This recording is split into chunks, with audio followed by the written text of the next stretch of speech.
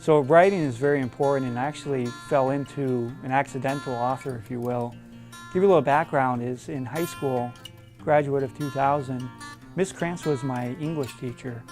And my final paper, I was pretty much top of the class in my writing. She always told me I'm very creative, I have a gift, maybe use that gift one day, but I never really used that gift at all. I never used the gift of writing at all. I'm a technical writer pretty much all my career for a good many years. And in that technical writing aspect, I love doing processes, I love doing documents.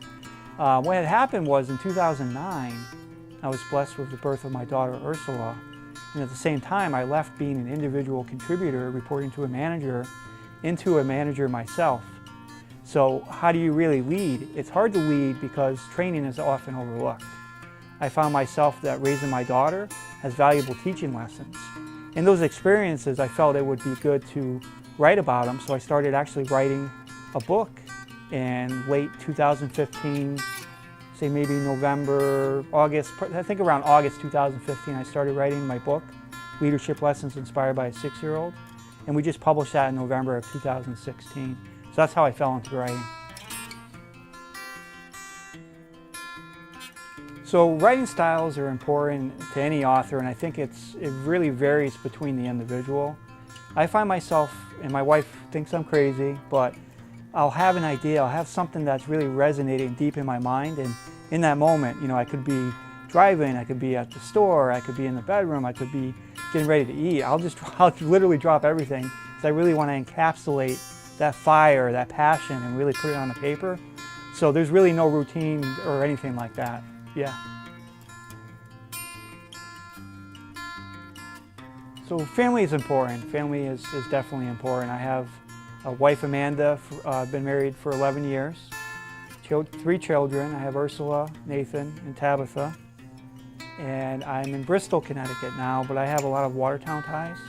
Watertown, Connecticut. I grew up here actually, and I graduated from Watertown High School in the year 2000. So family is important, and I think your roots and your ties to your local town is very important. So writing inspirations and inspiring others to write I think is important. As far as myself, I think I'm the only writer in the family in my current generation and previous generations. But I like to instill that fire to others, my daughter particularly. Ursula is really into illustrations and drawing. She really loves doing that. And when I wrote my first book, Leadership Lessons Inspired by a 6-Year-Old in November, shortly after that, she really was into it. She said to me, "Daddy, I want to write a book. I want to be an author." I said, "God bless you." From that point, we started developing her book. Shortly after that, we basically buckled on a weekend, kind of sat down, started putting her writing on the computer, her illustrations into the computer, and guess what we did? We published that book, printed it out, and gave it to her classmates. She read her own book to her classmates, and we did that in 2 days. And that's really inspiring others to do more. So with help with writers, there's resources out there. Do a book club locally. You can even actually online, there's many resources to how to actually self-publish or how to engage a publication company to get published by a traditional publication company. So you just got to really look and find what you're looking for.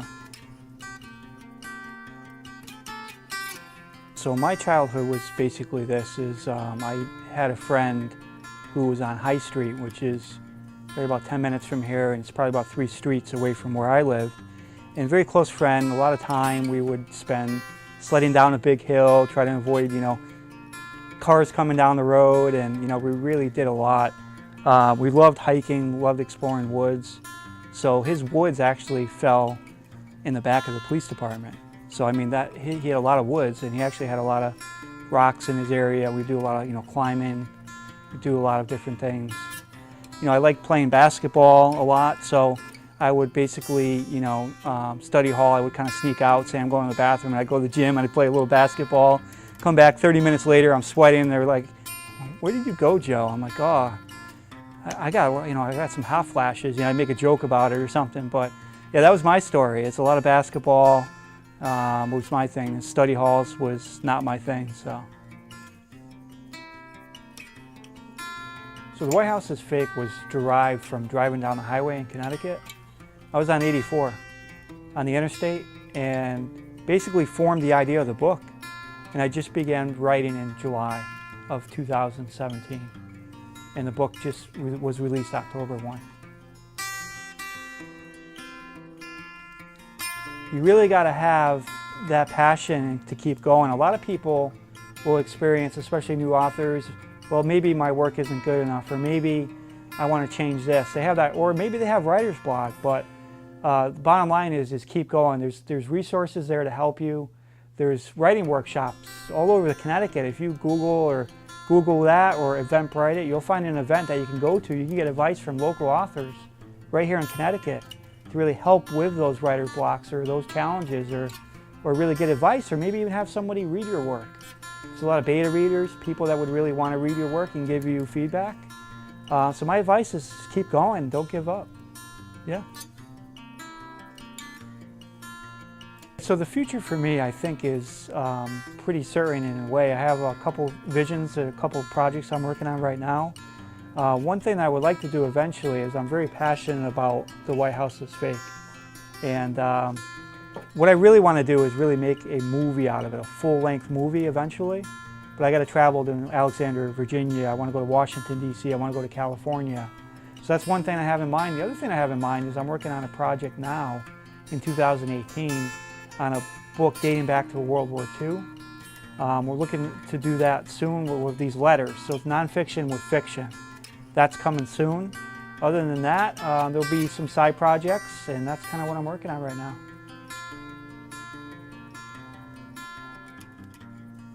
So I think as far as, folks really finding more information about me, I have two websites right now.